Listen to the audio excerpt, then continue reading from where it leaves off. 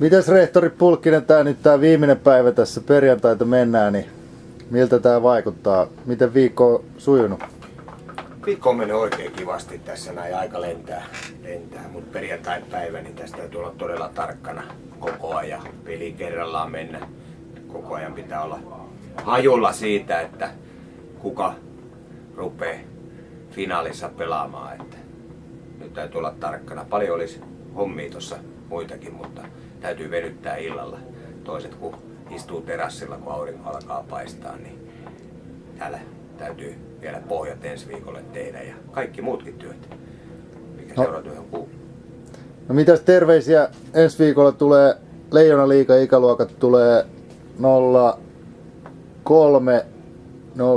03-04 syntyneet.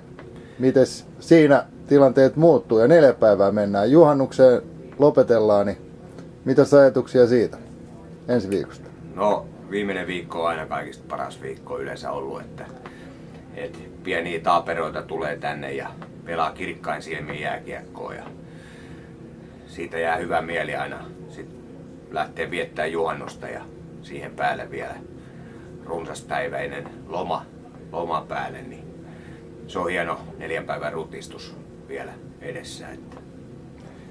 Ja mielenkiinnolla odotan taas viimeistä viikkoa.